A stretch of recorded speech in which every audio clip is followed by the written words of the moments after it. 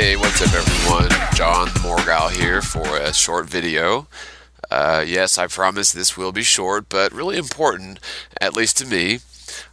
In the past year of first debunking, then researching, then jumping the fence to the bizarre conclusion that the heliocentric model absolutely doesn't work in terms of physical experiments, repeatable observations, or any sort of tangible evidence you can possibly imagine, all of that contradicts the heliocentric model, which is the one where we live, stuck to the side of a spinning sphere, thanks to the theory of gravity and the theory of the Big Bang, just to name a few. The main purpose of this video is not necessarily to provide a working stationary plane model, but instead to make a few points which must be considered and personally verified by each person on an individual level.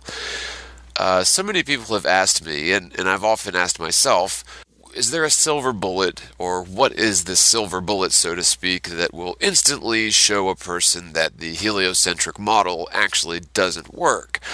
There really is such a robust smorgasbord of evidence to choose from. It's often difficult deciding where to begin with a standard, well-educated person and presenting them, the most outlandish and bizarre theory imaginable in such a way that they will not deem you hypnotized, stupid, crazy, or some combination of those three. It is very bizarre considering the extremely nonsensical and indeed preposterous so-called pillars of the heliocentric model, including but not limited to curvature of the Earth's overall surface, making it a sphere, which is an assumption that is proven to be false. Another one would be axial rotation, meaning the north polar area spins at, half the speed as the hour hand on a clock, while the equator allegedly spins 1,037.5 miles per hour, with no sense of disparity in between the two positions, even though at the North Pole spinning half the speed as the hour hand on a clock, you would be parallel with the axis and on top of the axis. However, at the equator, while spinning 1,037.5 miles an hour, you'd be perpendicular to the axis, 4,000 miles away from the center of rotation, and zipping around a curve, vertically falling about 130 miles an hour at the equator. Yet, there's no sense of disparity of spinning, centrifugal force, gravity, that sort of thing between the North Pole and the equator. Now, gravity is another big one in terms of these assumptions that are allegedly responsible. Gravity is allegedly responsible for tethering the sun to the galactic center during its theoretical 250 million year cycle around the hypothetical Milky Way galaxy. Plus, gravity tethers the Earth and all of the other so-called planets theoretically to the sun, and even further, allegedly tethering the moon to the Earth in such a way that gravity is undetectable. One would imagine that with all of these complex operations of gravity and it being such a powerful and abundant force, traversing and penetrating all matter, space and time, you would think, would be just full of all sorts of evidence of gravity, and it would be detectable in a very tangible sense, especially when talking about nearby relationships involving our local celestial bodies such as the moon and the sun. Now, this is of course not the case, and only within the last few weeks or months, maybe, gravity waves have been conveniently, allegedly discovered by none other than LIGO, a group of scientists, and LIGO is some sort of interferometer device. It's the, quote, most precise measuring device ever built. But this group of scientists running LIGO, who just so happen to be very thirsty for grant money, they've convinced themselves, due to a blip on a chart, that they have found proof of gravity waves, as well as black holes, as well as binary black holes, as well as binary black holes merging into a single singularity, double positive, single singularity, but whatever. But all of these, very, very exciting and astounding discoveries by LIGO, because they interpreted a blip on a chart. We have detected gravitational waves.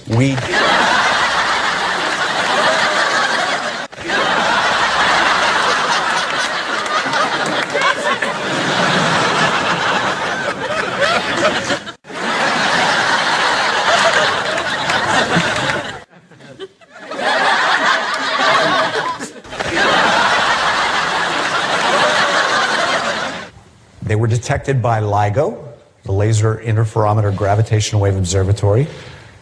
LIGO is the most precise measuring device ever built. Let me start with what we saw. So on September 14th, 2015, Anna recorded a signal, and the signal had a very specific characteristic.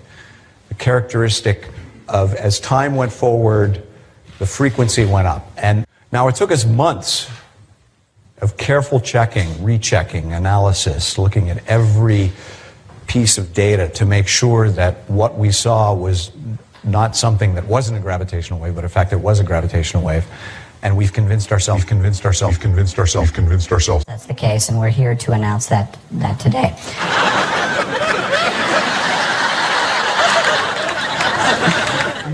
By the way, this is not a Hollywood production that I'm going to show you. It is actually a real computer simulation. A real computer simulation. A real computer simulation. A real computer simulation. A real computer simulation. A real computer simulation. Talk about the gravitational waves. You didn't see any gravitational waves there. What you saw was actually the black holes. Now let me look at this from the gravitational wave perspective. So you're going to be, again, a computer simulation. This is a real simulation. So you're going to be, again, a computer simulation. This is a real simulation. A computer simulation. This is a real simulation. A computer simulation. This is a real simulation. A computer simulation. This is a real simulation. Let me start with what we saw. So on September 14th, 2015, the two LIGO observatories in Hanford, Washington, and Livingston, Louisiana, recorded a signal nearly at the same time, nearly simultaneously, and the signal had a very specific characteristic.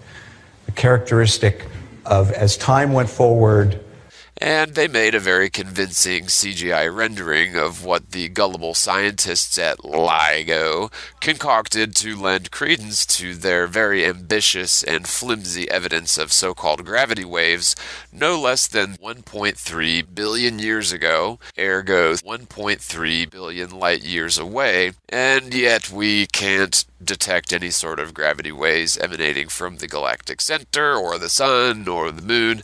Yeah. Okay, so for one thing, if, quote, gravity in an Einsteinian sense was such a well-known, proven fact, like what goes up must come down, which is, by the way, not debated, then why do we need multi-billion-dollar lie factories to produce pseudoscientific hyperbole masquerading as scientific proof of a thing so preposterous and unbelievable as gravity, yet is considered a known fact, as scientists have been frantically searching for the so-called gravity waves now that gravity in general has been 100% debunked? It is rather convenient, ironic, and laughable at once to the casual observer, and I hope that the lyrical embellishists responsible for the bogus claim with LIGO for proof of gravity from over 1.3 billion years ago will be remembered on the proper side of history, which is that of totally blind followers of the religion of scientism or a willful deceiver. Or possibly just a compartmentalized spokesperson who reads from a cue card, fully believing the utter nonsense being purported, or just maybe not even understanding it at all and just reading the cue card. But so this very elusive and inherently contradictory gravity, which has never been proven or observed, but only assumed to be the cause for must go down. However, gravity as an Einsteinian warping of theoretical space-time is debunked by so many factors it's almost impossible to mention them all. For one, the Earth is obviously a stationary plane, lacking all curvature and axial rotation, but even humoring the heliocentric model, things like gravity really don't explain the relationships between far-distant celestial bodies, connected by nothing more than the vacuum of space, and the undetectable, unfalsifiable theory of gravity. This leads to the further bizarre hypotheses of dark matter to explain away the impossibility of a heliocentric gravitic universe, and specifically certain galaxies, and the theoretical physicists are emotionally, mentally, and financially incapable of humoring what happens to be the truth, as a hypothesis worthy of scientific study and testing.